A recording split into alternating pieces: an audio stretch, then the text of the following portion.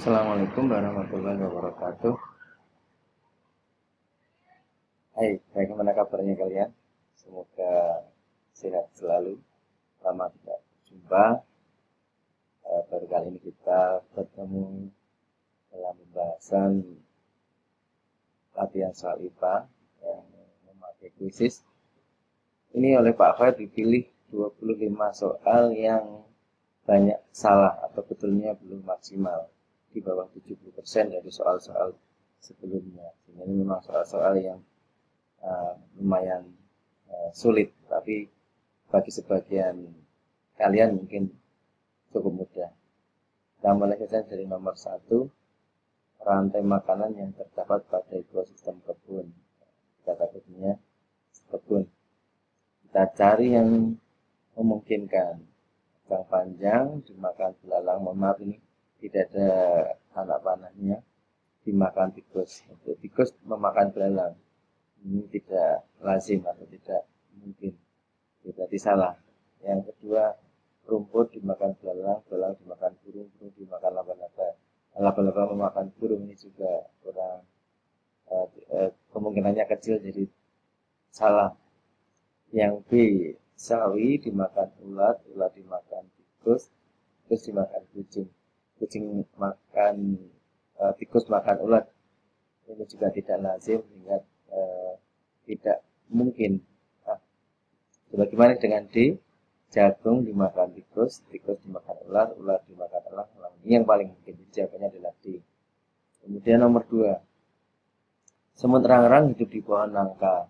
Hubungan antara semut rangrang dengan pohon nangka tersebut karena ini membentuk simbiosis apa? Nah, kita cari. Semut rangrang ini bermanfaat bagi tumbuhan yang bisa menghindarkan atau mengusir predator. Kemudian rangrang mendapat manfaat, mendapat tempat tinggal dan bisa mencari makanan. Mana yang mengatakan itu? Coba kita cek. Semut rangrang membuat sarang, jadi ada tempat hidup, sedangkan pohon nangka terlindungi dari hama. Ini yang jawaban yang paling benar, terjadi simbiosis mutualisme. Berarti pohon nangka tidak terpengaruh, salah ya, tidak terpengaruhnya, dia mendapat manfaat. C, pohon nangka terlindungi dari hama, betul, sedangkan semut rangrang tidak terpengaruh. Ini yang pernyataan yang kedua yang salah. Semut rangrang mendapatkan makanan, bisa, sedangkan pohon nangka dirugikan, tidak. Ini tidak dirugikan. Oke, jawaban betul adalah memang A. Kemudian nomor 3, perhatikan daftar tumbuhan berikut. Ada belimbing buluh, keladi, kecubung, mauni, jeruk nipis. Kita lihat pertanyaannya. Tumbuhan yang dapat dikelompokkan berdasarkan kesamaan cara melindungi diri. Yang mana 3 dan 5 misalnya. 1, 2, 3. Kecubung dan jeruk nipis. Apa? Tidak ada hubungannya kecubung, jeruk nipis. Jeruk nipis ini mungkin bisa asam. Ada kadang ada durinya kalau jeruk nipis ya. Kecubung ini daunnya beracun. Itu kurang tepat. B, 2 dan 4. Keladi dan mauni. Keladi daunnya lebar, berlapis lilin. Mauni menggugurkan daunnya, buahnya pahit. Ini kurang tepat. 1, 5. Belimbing buluh dan 5. Nah, ini mungkin bisa, karena saat ini belimbing buluh ini kecut saat masih muda, jeruk nipis mungkin juga iya. Tapi kita lihat 1 dan 3. 1 dan 3 ini pahit, ini kecut. Yang betul adalah C. Oke, kita lanjut nomor 4. Keberadaan pohon jamblang saat ini sedang semakin berkurang. Penyebab berkurangnya pohon tersebut adalah sulit dikembangbiakkan. Mungkin habitat yang tidak sesuai, mungkin masyarakat tidak banyak membudidayakan. Yang D, kayu dimanfaatkan untuk bahan obat. Yang mungkin adalah B, karena tidak banyak yang menanam, tidak banyak yang membudidayakan, sehingga semakin sedikit yang tumbuh biasanya secara alami. Jadi jawabannya tepat adalah B. Nomor 5, penggunaan pupuk kimia yang beraneka ragam dan berlebihan di lahan pertanian dapat mengakibatkan tanah tandus karena mikroorganisme terganggu kehidupannya. Mikroorganisme di dalam tanah itu banyak yang banyak yang mati karena pupuk kimia berlebihan yang menyebabkan tanahnya tandus. Bisa juga. B. Kerusakannya meningkat karena banyak udara dalam tanah. Tidak ada hubungannya. C. Tanah menjadi subur karena semua kebutuhan unsur hara terpenuhi. Kalau berlebihan justru tidak baik, akan mengganggu keseimbangan. D. Peredaran udara di dalam tanah terhambat karena banyak unsur hara. Tidak tepat. Jadi yang paling tepat adalah A.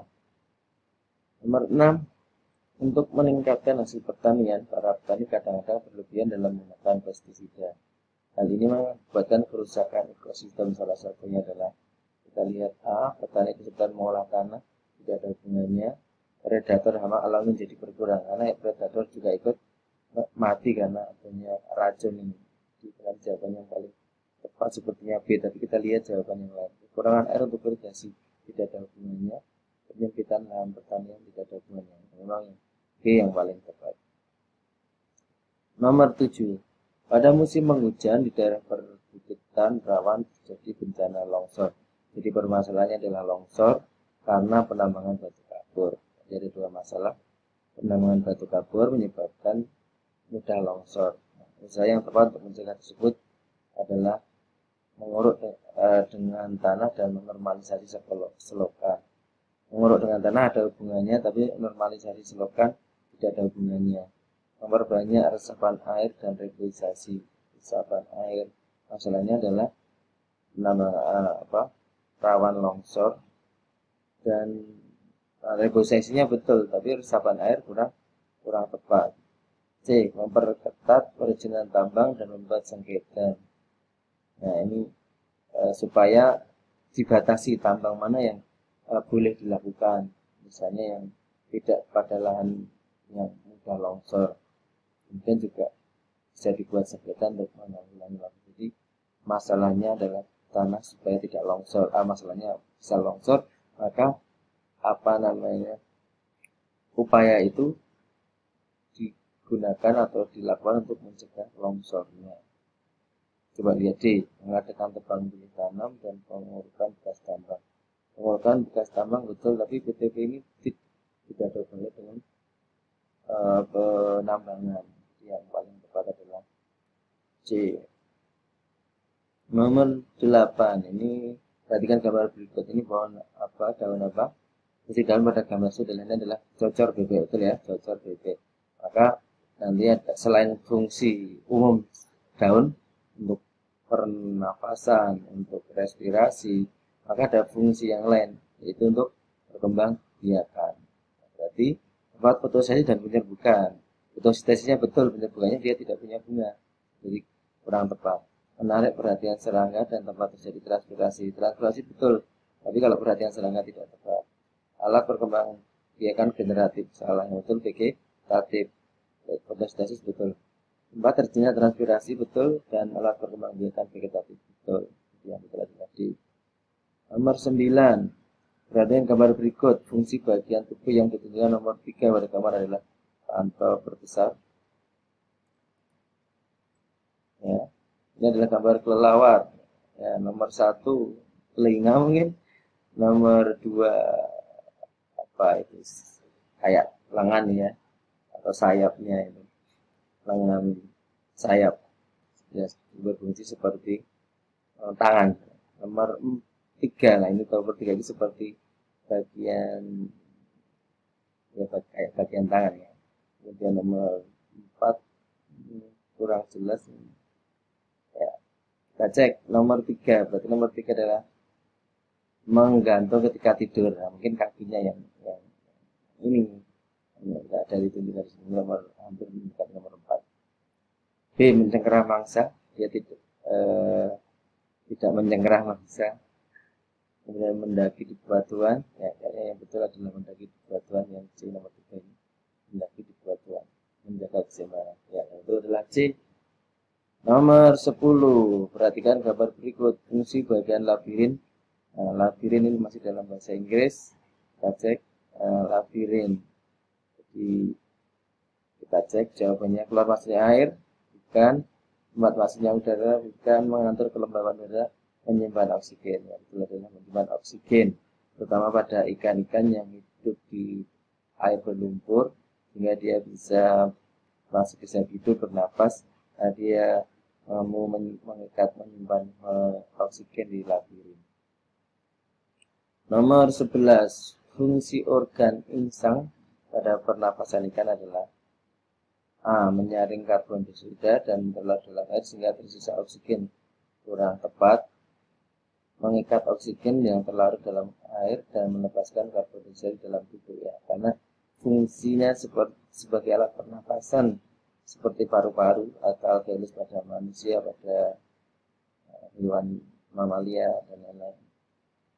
Kemudian seperti juga trakea pada serangga, itu adalah mengikat oksigen dan melepaskan karbon dioksida.